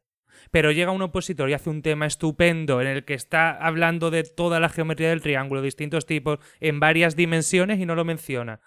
Entonces, tiene que ser una rúbrica amplia. Yo tengo aquí algunos ejemplos de rúbricas que han usado tribunales para corregir oposiciones. Esta, por ejemplo, es del tema 69, resolución de problemas en matemáticas, en las que se dice, se menciona estrategia de resolución, 2 puntos, razonamiento regresivo, generalización, particularización, eliminación de términos técnicos, descomposición del problema, representación gráfica, problemas relacionados, notación, reducción al absurdo y demostración indirecta. Menciona al menos 3. Eso, por ejemplo, sí está bien, porque no te penaliza en exceso por poner algo que no deba, por no poner algo que sea importante, pero sí te guía de, oye, mira, por lo menos tal. Ahora, ¿cuál es el problema? Que esta rúbrica no era pública. Esta rúbrica pues solamente accedía ya al tribunal y nosotros la conocemos hoy en día pues porque pues en cuanto algo es público pasa de unas academias a otras, de unos preparadores a otros, ¿verdad? Pero esto pues el año que viene, si vuelve a salir este tema, cuando vuelva a salir pues ya no puede ser en vigor. Pero algo así, una rúbrica que no sea muy cerrada, que nos permita evaluar, pero que nos permita también tener en cuenta esa originalidad que, por cierto, también se pide que tiene que tener cada uno de los temas de la oposición. Claro. A ver, yo creo que... Y además es lógico que se pida, porque todos estamos todo el día diciendo que queremos que los chavales sean creativos, que no queremos que simplemente aprendan cosas y las escupan. Hombre, pues habrá que pedirle a los profesores que también hagan eso. Yo creo que unos lugares comunes sensatos, como que siempre hay una demostración mínima, porque a veces te encuentras con exámenes que no hay nada demostrado y dices, bueno, estás en el tema de matemáticas. Todo tema tiene al menos una demostración importante, seguro. Bueno, eso nos lleva a otra posible corrección y mejora de todo esto, que sería eliminar los temas en los que no sea razonable hacer una demostración. Quiero decir, el tema de Gödel, ¿le vas a demostrar el primer teorema de indecidibilidad? Pues hombre, a lo mejor no tiene mucho sentido pedirle eso a un opositor. Pues que no lo hubiera elegido, que no lo hubiera elegido, que hay otras bolas. Claro, pues como ese argumento es terrible, pues a lo mejor sería mejor quizá integrar eso en otro tema, de forma que pudiese haber una demostración de otra cosa y esto pudiera ser más descriptivo, no sé, o sea, es que hay otras opciones. Sí. Pero eso que ha dicho Víctor como broma realmente es la realidad. No lo eligen porque hay otras bolas. Sí. Y si ese tema sale en alguna oposición, de los 65 o 70 personas que haya por tribunal, o 0 o 1. Ya. Joder. Yo, por ejemplo, me preparé el tema de fractales porque me gustaba mucho. No salió. Pero si hubiera salido, no creo que mucha gente hubiera hecho el tema de fractales. No, pero fractales es muy asequible. Es un tema interesante. Y a veces salen problemas, ¿eh? El problema es que fractales es muy divulgativo. Entonces es fácil hablar mucho de fractales sin entrar en el barro de vamos a hacer cuentas y vamos a calcular la dimensión de este fractal. Exacto. Porque no tienes el tema. Claro, ese es el tema que tengo yo. Yo lo tengo con los cálculos y las demostraciones y los tipos de fractales y todo. Es que claro, ya tenemos un conflicto. Si tú y yo fuéramos tribunal, a la hora de corregir ese tema. Ya está. Efectivamente, las matemáticas de los fractales, que yo he leído alguna cosa no muy larga y tal, porque no soy un experto, pero me han parecido súper bonitas, pero también extremadamente técnicas, ¿eh? Y quiero decir, a lo mejor hay gente que hace la carrera de matemáticas y no estudia demasiado de teoría de la medida. A lo mejor, no sé, igual lo estudia en una asignatura y ya está, ¿no? ¿Y ha salido alguna vez en un problema de posiciones definirte un fractal y preguntarte o la dimensión o el área que ocupa, ¿eh? ¿De un fractal? Sí. Pues la definición de dimensión no es única, así que empezamos mal. Exacto. Claro. Por ejemplo, el triángulo de Sierpinski, depende de cómo lo veas, te salen dos distintas. Claro. O sea, yo entendería a priori dimensión de Hausdorff, pero a lo mejor están pensando en cualquier otra cosa. O la de Amotecia. Claro, suelen preguntar el área que define o el perímetro o cosas así, o que demuestres que el perímetro es infinito pero el área no. Son muy chulos. Ahora, claro, si no te has preparado ese tema, ahí se queda. Bueno, aunque esto me parece súper guay, tenemos que pasar ya a la segunda parte de la oposición, porque si no se nos va a ir el tiempo, que llevamos ya mucho rato, aunque esto es muy divertido. Cada parte por separado da para un programa entero. Fácil. Exacto. Pero quiero que me habléis un poco de la parte de la exposición, de la programación didáctica y todas esas cosas. O sea, ¿cómo se plantea uno, cómo se prepara uno eso? O sea, quiero decir, ahí sí que ya sabes el curso al que te estás refiriendo, te van a pedir de cierto curso en concreto y sacan también bolas. ¿Cómo funciona este asunto? Pues bueno, ahí eres tú el que decide el curso. Vale. Y yo voy a hacer muy esquemáticamente voy a resumir lo que es esto, a ver que mis compañeros corrijan, y es, tú tienes que diseñar un libro de texto para un curso en concreto, que esté de acuerdo a la ley en la que se construye. Y de ahí hasta el infinito. Porque tienes dos partes. Una es la programación, que está súper... está muy cuadriculada, no puedes moverte. Tienes la cantidad de páginas muy controlada. En Valencia son 60. Interlineado doble. Letra Arial. Los apartados tienes que respetarlos, que son los 13 que hay ahora. Y básicamente todo el mundo cuenta lo mismo. Lo que pasa es que luego hay unos apartados como la metodología y la evaluación que para mí son los que mayor peso tienen. Porque es donde se va a ver si esa persona, cómo va a trabajar el curso que ha elegido. Y esa es la que está encorsetada. Esa es la que todo el mundo te cuenta prácticamente igual. Pero luego está la otra media hora para defender las unidades didácticas que has generado para esa programación, es decir, los temas del curso. Y no has de defender todos los temas. No. Entiendo que haces una selección o eliges uno o algo así. Te sacan 3 bolas y eliges Vale. uno. Y ahí es donde puedes hacer y entregar el material que quieras. Puedes tener un libro de 500 páginas y entregarlo y decir que tu programación, tus unidades son así. Vale. Entiendo. Y eso, estas partes, entiendo que en general se entregan por escrito y son corregidas. O sea, no se leen o se exponen. O también se pueden exponer. Sí, se tienen que exponer o incluso defender. En algunas comunidades el tribunal luego puede hacer preguntas. O sea que Vale. te van a preguntar por ello. Además, se da, no sé si es en todas las comunidades, pero por lo menos en la Comunidad Valenciana, esta segunda parte ocupa 1 hora. Pero lo que te dice la convocatoria es que para la programación didáctica puedes ocupar hasta un máximo de media hora. Uh-huh. Y luego el resto del tiempo se lo tienes que dedicar a la unidad didáctica. De manera que la unidad didáctica realmente es un mínimo de media hora. Entonces ahí también entra en juego un poco la estrategia de cada uno. Yo, por ejemplo, como dice Víctor, en la parte de la programación didáctica estás muy cogido.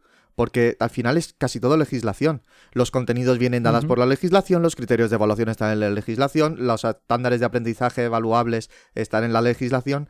Donde tú tienes margen de maniobra es en la metodología, en la evaluación y en las unidades didácticas. Entonces, la estrategia que yo seguí fue, voy a tratar de que toda esa parte, que todos vamos a hacer igual, porque es que nos lo dice la ley, tratar de ocupar el menor tiempo posible en esa, para que si yo puedo terminar la parte de la programación en 20 minutos, luego tendré 40 minutos para la unidad didáctica, que es en donde yo puedo brillar, porque ahí es en donde yo tengo preparadas actividades, tengo preparados cómo voy a evaluar, los motivos, por qué he seleccionado estos contenidos para esta unidad, en qué orden voy a hacer esta unidad, qué voy a hacer antes y cómo voy a dejar preparada la siguiente. Uh-huh. Pedro, dime. Aquí ligeramente distinto, porque aquí sí es verdad que esa segunda parte dura 1 hora, pero también tienes límite, es media hora cada parte. Yo no podría hacer eso de 20 minutos y 40 porque me obligan a cada parte como máximo 30 minutos. Ajá. Y no hemos mencionado que es una unidad didáctica, porque realmente una unidad didáctica no es solamente el tema de clase, es el tema junto con la metodología, como lo vas a explicar tú, junto con la evaluación, cómo vas a evaluarlo, y junto con la atención a la diversidad. Ajá. Que aquellos alumnados que tengan algún tipo de adaptación, qué vas a hacer con ellos, cómo lo vas a explicar, o cómo vas a atender incluso adaptación real que hay dentro del aula. Estoy hablando ya no del que tiene necesidades especiales, sino del que termina antes porque se le dan mejor las matemáticas, o el de profes que no lo entiendo, cómo lo vamos a explicar ahí. Ajá. Y yo eso es lo que he hecho. Yo me he centrado en defender esas cosas que no eran iguales que todos, porque todo el mundo tenemos la misma normativa, pero ahora si yo tengo un ejercicio con el que estoy trabajando este contenido concreto, que a la vez resulta que es común con el de física y química porque también trabaja las gráficas, y además resulta que es transversal porque estoy trabajando no sé qué, justificar un poco qué es lo que estoy haciendo, cómo evaluarlo y cómo estoy atendiendo a todo el mundo con ese ejercicio, y a la vez cómo estás consiguiendo que está consiguiendo los objetivos del curso, que está consiguiendo las competencias, que está consiguiendo todo un poco. Básicamente es como justificar que lo que tú estás haciendo con el alumnado realmente le está viniendo bien al alumno, y además te está sirviendo a ti como profesor y a ellos como alumno a cumplir todo lo que dice la ley, que tienes que cumplir como mínimo. Ya está. Y entiendo precisamente que esa como gran variedad de cosas que puedes contar hace que no sea fácil evaluar tu performance por parte del tribunal, ¿no? O sea, los tribunales tendrán criterios a veces muy dispares, entiendo, en ese sentido. No, nosotros teníamos una pequeña rúbrica de varios puntos que nos dieron, que nos iban a evaluar, pero luego ellos tenían una rúbrica un poco más extensa, y además yo me di cuenta enseguida, porque lo primero que mencioné cuando estaba defendiendo mi unidad didáctica era, pues en la primera sesión voy a hacer una pequeña evaluación inicial para, en cuanto mencioné evaluación inicial, todos escribieron algo en el papel. Entonces, pues probablemente alguno de los puntos que había en esa rúbrica era la evaluación inicial. Entonces, hay cositas así que se corrigen por rúbrica, y eso es complicado porque... O tenían alguna porra, alguna apuesta sobre cada vez que uno diga evaluación inicial. Sí, pero luego tengo compañeros con otros tribunales que han defendido temas, pues incluso alguno de ellos ha defendido el mismo tema que defendí yo, que no lo han hecho. Pues que allí el tribunal o lo mismo no usaba rúbrica o no era visible esa rúbrica y la rellenaron después de que terminase la exposición. Uh-huh. Y ahí es donde está la cosa. Tienes que tratar todo lo que ha hecho, y sobre todo, esto insisten mucho cuando te lo preparas con algún preparador, con alguna academia, tienes que diferenciarle del resto. de que el tribunal hacerle ver por qué tú te mereces esa plaza y otras personas no. Porque eso es lo malo de que sea no una oposición, sino un concurso oposición, que al fin y al cabo estás compitiendo con tus compañeros también. Y ahí es donde entra todo el tema de materiales, elegir el curso, que creo que es una decisión muy importante, porque si por ejemplo eliges bachillerato, que mucha gente lo hace por poder dar más nivel, ahí legalmente ya no tienes que tratar las competencias clave. Entonces también te quitas un ítem que ya no tienes que defender. Pero claro, el tribunal puede verlo como una debilidad. De hecho, yo lo haría. Claro, te eliges un curso de mayores para no hablar, como dice Pedro, de cómo vas a atender las dificultades y tal, porque como en teoría están ya ahí optativamente en bachillerato, la ley no te dice que tengas que tratar las diferencias. Entonces, se suele coger más la ESO para que tú le muestres al tribunal tu interés por los que están obligados ahí a estar. No debería, porque legalmente tú puedes elegir la ESO o bachillerato. Pero bueno. Víctor, tengo una pregunta. Tú que has sido tribunal, ¿os dan directrices en ese sentido? ¿Os dicen, fijaos que tenéis que elegir al que sea mejor profesor, tenéis que tratar de seleccionar al que lo vaya a hacer mejor, que no sé qué? O... No, y con esto no te digo que yo firmé un contrato de confidencialidad para decir, nunca diré que... No dieron ningún...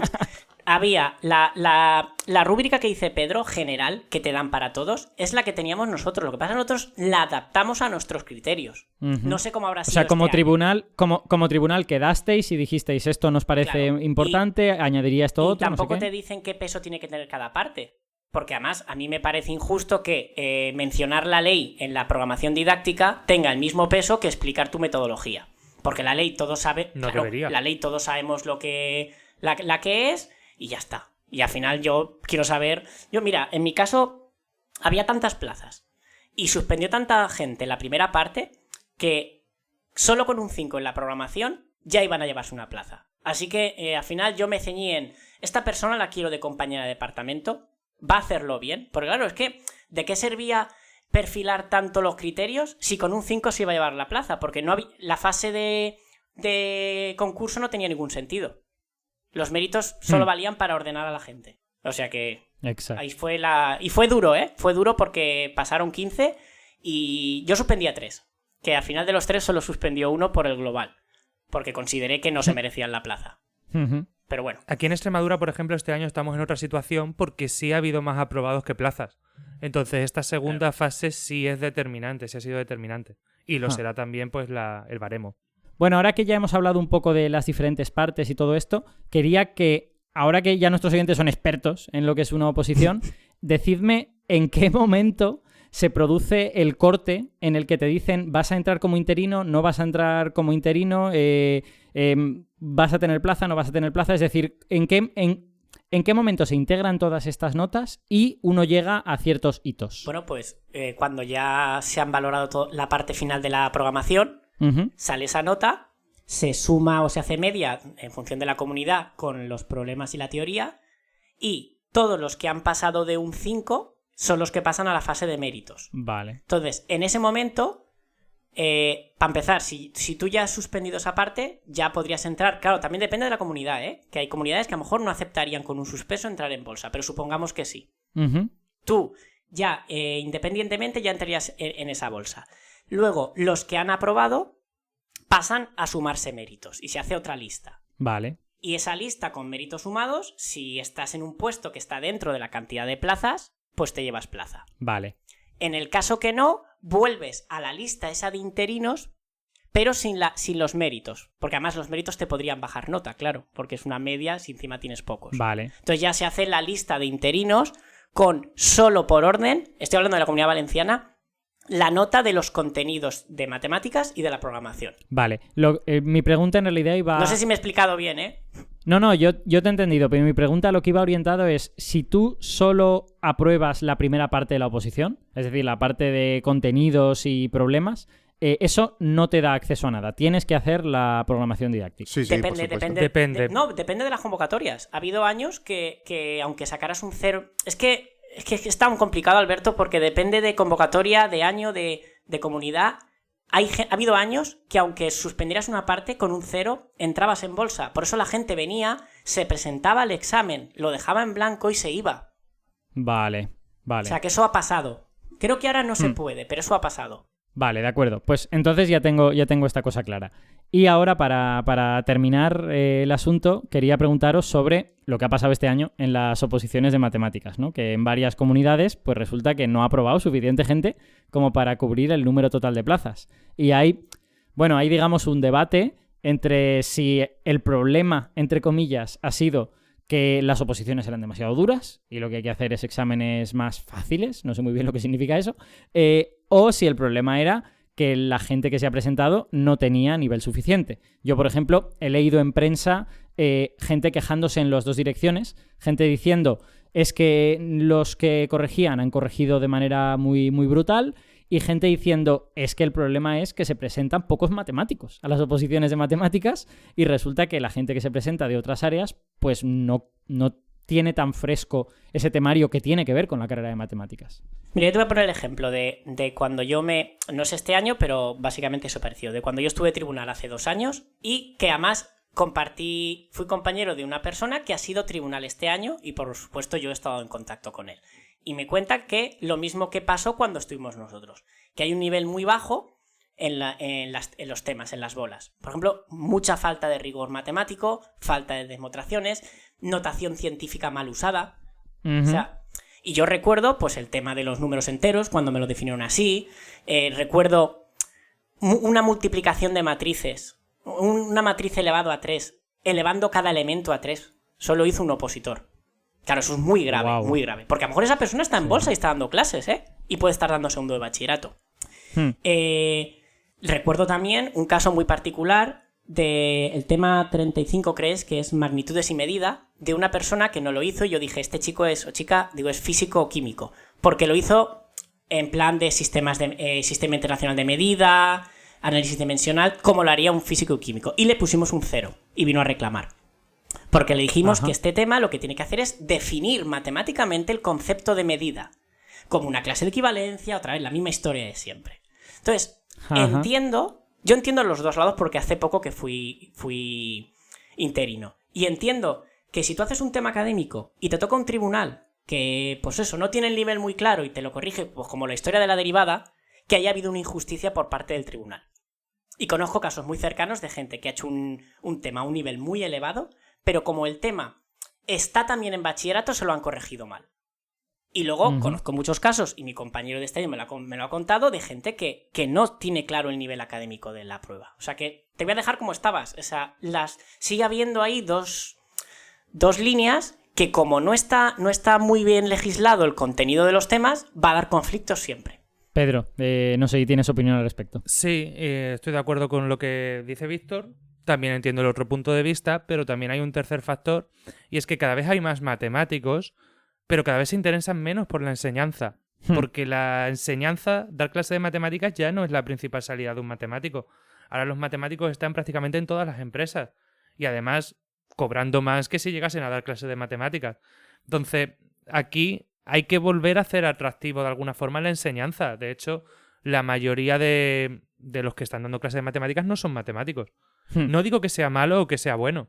No me mojo en eso, pero sí... Hombre, óptimo no es, claramente, ¿no? Porque quiero decir, ¿quién va a saber más? Entiendo que un matemático pues puede verlo con un nivel superior, ¿verdad? Sí. Entonces, ya no solamente por la oposición, sino por el día a día en la clase. A mí me han llegado a preguntar este año, en segundo de la ESO, que por qué sabíamos que raíz de 2 era un número irracional, que si habíamos ido probando todas las fracciones y no salía.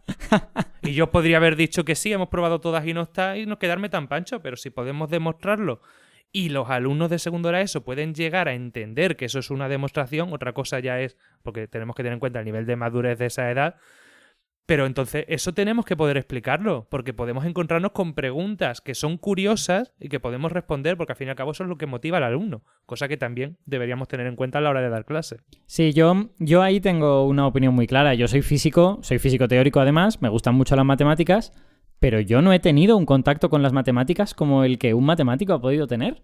Y claramente voy a explicar unas matemáticas muy distintas a las que un matemático explicaría. Y creo que lo óptimo es que lo explique una persona que ha dedicado pues 4 años a convivir con esos conceptos y a integrarlos en su cabeza. Y no alguien que, aunque yo me gusten mucho las matemáticas y tenga como mucho interés amateur por ellas, pues lo voy a haber hecho de una forma desorganizada. O el caso contrario que contaba Javier hace un momento, de a un físico o químico le puede tocar dar clase de biología un año. Y yo entiendo que si toca dar clase de biología en primero de la ESO o tercero de la ESO, que me parece que es donde está, puede llegar a darlo siguiendo una serie de indicaciones, pero no lo hará tan bien como un biólogo o como un geólogo, que son los que están acostumbrados a dar esa clase y los que saben responder las dudas del alumno que ya no vienen en ningún manual, que son las dudas reales que tenemos. Esto nos lleva también a cómo hay que enfocar las matemáticas en secundaria, porque claro, no tiene nada que ver secundaria y bachillerato con la carrera de matemáticas. De hecho, ni siquiera el temario de las oposiciones es algo que se vea de verdad en la carrera de matemáticas. Porque yo hablo con matemáticos que opositan y dicen, pero si es que aquí hay temas que nosotros tampoco hemos visto nunca. Toda la geometría clásica, que es geometría clásica griega, básicamente de regla y compás, ¿eh? Eso no lo han visto. Claro, porque yo en la carrera no he visto grafos, Claro, por ejemplo. pues... Y en cambio hay un tema de las oposiciones de combinatoria, que eso sí, y teoría de grafos, que eso no. A ver, el oyente tiene que tener en mente que física, matemáticas, química son mundos gigantescos. Y que esta especie de temario trata de abarcar todo ese mundo, pero las carreras no pueden. No podían las licenciaturas de 5 años, que son las que hicimos Víctor, Javi y yo, y no pueden los grados tampoco, porque los grados son más breves. Esto es así. Yo tengo un comentario que me ha llegado de un amigo que tengo que acaba de opositar en Castilla y León, y él tiene una percepción que es personal y que someto a vuestro juicio, que es que él piensa que muchos de los problemas, de la parte de problemas de la primera parte de la oposición, eran problemas cuyas matemáticas no eran difíciles, eran matemáticas de bachillerato, pero que había que coger lo que te daba el enunciado del problema y modificarlo un poquito para hacer evidente de qué forma había que usar esas matemáticas. Como que eran un poquito problemas de idea feliz. Sí. Y que ese tipo de problemas hay personas a las que se nos das bien o que nos gustan y hay personas que no, que están, digamos, acostumbradas a aplicar las matemáticas de una forma más mecánica. Y que toda esa gente que era un poquito más mecánica naufragó en la gran mayoría de los Totalmente problemas. de acuerdo. Por ejemplo, el apartado del bloque de números, de teoría de números, hay cosas más mecánicas, pero de repente, como no tengas una idea feliz o no conozcas el teorema de Fermat de los primos en concreto, no hay nada que hacer. Salvo que vayas trabajando y demuestres el teorema. Y digas, mira, ha salido. Y eso tiene una doble interpretación, porque la interpretación hay una interpretación que es, está mal poner problemas de idea feliz, porque esto es un examen, la gente está en tensión y no va a tener su creatividad como para resolver estos problemas. Pero hay una segunda posibilidad de interpretarlo, que es que si nos pasamos todo el día, y en este programa lo hemos dicho mucho, diciendo que queremos que los estudiantes sean creativos, que aborden los problemas y que no simplemente apliquen reglas mecánicas y todo esto, pues a lo mejor le hemos de pedir lo mismo a los profesores, o de lo contrario, esos profesores pues no van a poder formar estudiantes en esta filosofía. O sea que creo que hay ahí algo de decidir qué modelo queremos exportarle a los estudiantes en el aula, ¿no? Y que efectivamente, si lo que queremos es un modelo creativo, quizá hemos de exigir que los profesores sean creativos. Es que quizá una combinación perdona Pedro, de los 4 o 5 problemas que hay, uno de idea feliz, otro mecánico, otro de aplicación pedagógica y otro, pues yo qué sé, lo que sea, podría dar un buen resultado. El problema es que los 4 o 5 problemas van del mismo palo siempre. Es todos de idea feliz, o sea, son 5 problemas porque hay 5 bloques. O si son 4, un bloque no sale. Por ejemplo, llevan ya un par de años que en Valencia no sale teoría de números. Pues ya verás, en cuanto salga, crujida a todo el mundo. Entonces, habría que decidir ya qué hacer con los problemas. Pedro. Vale, simplemente añadir una cosa, y es que estoy de acuerdo con lo que piensa tu amigo Alberto, porque yo, por ejemplo, aquí en Extremadura este año los exámenes de oposiciones se han adaptado también un poco con la pandemia, ¿verdad? Uh-huh. Y muchas comunidades han tomado la decisión de hacer algo parecido a selectividad, bien de poner 6, 7 problemas y elegir 4, o bien de hacer bloques. Aquí en Extremadura, por ejemplo, este año se ha dado la opción de hacer bloques. Pues mi misión era hacer aquel bloque que no tuviese ninguna integral. ¿Por qué? Porque la integral que sale, no porque no sepa hacer integrales, claro que sé hacer integrales, pero porque la integral que sale en un examen de oposición solo sabes hacerla si ya has hecho otra integral igual o esa misma. Oh. Porque normalmente son aquellas que solo se resuelven con un cambio muy concreto que ya tienes que conocerlo de antemano. Entonces mi misión era eso, huir de las integrales. Y así es como yo he enfocado el problema. Yo cuando cogí el examen vi que había 2 integrales y dije, pues la opción está, ya está. Porque lo malo no es hacerlo, porque tú puedes intentarlo y hacerlo en una tarde. El problema es que puedes no llegar a nada y haberte comido una de las 2 horas en el proceso. Ese es el problema de las integrales. Y de los ejercicios de idea feliz. Eso me lleva a mí a otra estrategia, que ahora que preparo yo posiciones defiendo, y es... El objetivo no es hacerlos todos, es primero detectar cuál de ellos no vas a poder hacerlo en ese momento. Que no es tarea fácil, ¿eh? Que hay algunos de probabilidad que es una buena estrategia decir, este no lo voy a hacer. Y luego la gente se empeña, hay gente que su estrategia es los voy a hacer todos. Pues bueno, pues buena suerte. Y detectar, porque el objetivo es, aunque es triste, es hacer uno bien. Para llegar a ese 2,5. Si consigues hacer 2, tienes plaza. Eso decía mi preparador. Y es tal cual, ¿eh? O sea, la gente se va a plaza con 3 y 4 en problemas. Porque nadie saca nada más. Yo seguí una estrategia parecida, Víctor, cuando me preparaba yo los míos. En física, por ejemplo, sabías que siempre ibas a tener un examen de mecánica, un ejercicio de mecánica. Y el ejercicio de mecánica, todo el mundo se lanzaba primero por el ejercicio de mecánica. Porque claro, al final es aplicar leyes de Newton y son cosas conocidas por casi todo el mundo. De los que nos presentamos, obviamente. Pero yo siempre me tiraba primero por los otros problemas de física. Porque generalmente eran más sencillos de resolver teniendo los conocimientos necesarios. Eran más rápidos, eran más cortos, etc. Yo veía que la mayoría de la gente se ofuscaba primero con el de mecánica, perdía demasiado tiempo con ese y luego ya no le daba tiempo a poder terminar con lo demás. Y eso a lo mejor era lo que determinaba el que pudiera pasar o no pudiera pasar. Sí, eso yo creo que hay una tensión siempre en los exámenes entre si el examen es una demostración de que sabes o es una especie de guerra en la que tu objetivo es sacar un 10.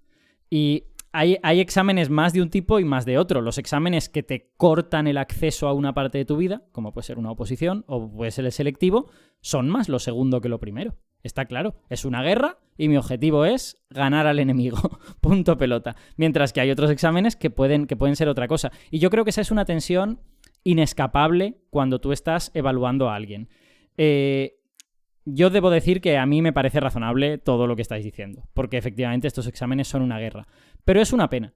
Y quizá nos muestra la limitación de los propios exámenes, ¿no? Es decir, tú pones a la gente en una situación en la que le obligas a elegir cuál es la estrategia óptima para que yo consiga mi objetivo. Y en ningún momento esa estrategia óptima es saber mucha matemática. Correcto. O saber mucha física y química. Entonces, a lo mejor es un error haber puesto a la gente en esa situación. Igual habría que hacerlo de otra manera, que ahora mismo no tengo ni idea yo de cuál podría ser. Pero quizá habría que repensarlo en ese sentido, porque solo poner a la gente en esa situación es un error estratégico. O sea, en una partida de ajedrez sería un error hacer esa jugada.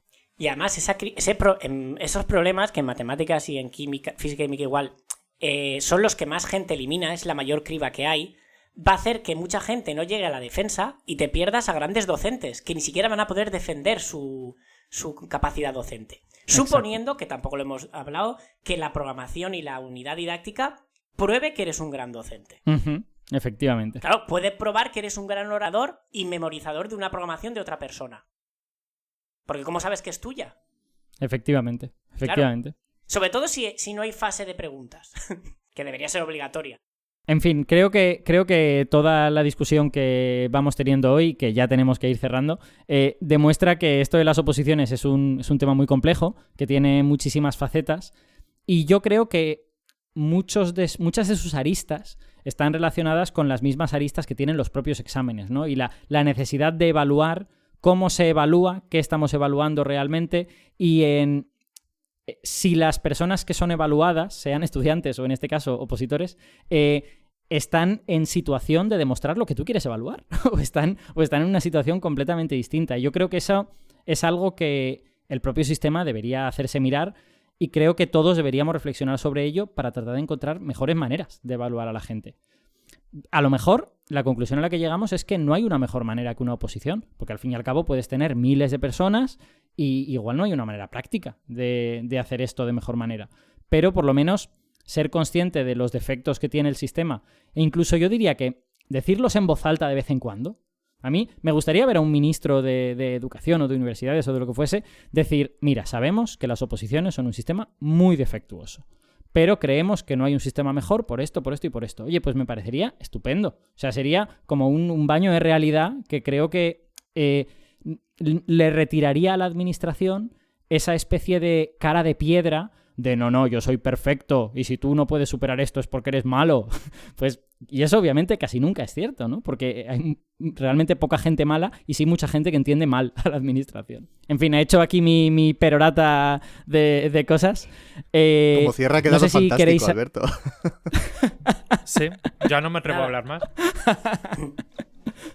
Bueno, no sé si no queréis hacer ningún comentario final, entonces. No, bueno, yo sí que pienso que se puede mejorar. Sí, porque no hemos hablado, Pedro lo ha mencionado, pero no hemos hablado mucho de la fase de prácticas del año siguiente. Porque, ojo, que hayas aprobado la oposición, el concurso no significa que tengas plaza. Estás un año bajo la supervisión de la administración, de inspectores, de tu tutor. Pero todos sabemos, por lo menos Javi y yo que hemos aprobado, que eso no es verdad. Que en muchos casos el inspector ni siquiera viene a evaluarte. Te aprueba y ya está. Ojo, que tienes que liarla mucho para suspender las prácticas. Bueno, ese sería, yo creo, tema incluso para otro programa, claro. ¿no? Hablar en un programa del funcionario en prácticas, Exacto, ¿no? De alguna manera. Y traer a gente Pedro, que ¿querías comentar alguna cosa? Sí, simplemente quería añadir algo porque mientras estamos grabando este programa, pues las oposiciones o están terminando o están en su curso todavía en algunas comunidades y no han terminado de salir todas las notas. Y simplemente, pues para el resto de opositores que nos estén escuchando y que acaben de recibir ahora pues una buena noticia o una mala noticia, recordarles que aprobar una oposición o suspenderla de ninguna forma te dice si eres mejor profesor o peor profesor que otra persona. Que esto, como he dicho filtro al principio, como ha dicho Víctor, es un filtro y que por desgracia no determina eso. Entonces, yo sé que hay personas que llevan muchos años presentándose a la oposición y que lo intentan año tras año ya con sus dificultades personales y teniendo en cuenta que los profesores muchas veces te dicen que la oposición es como otro trabajo, pero es que mientras opositas ya estás trabajando.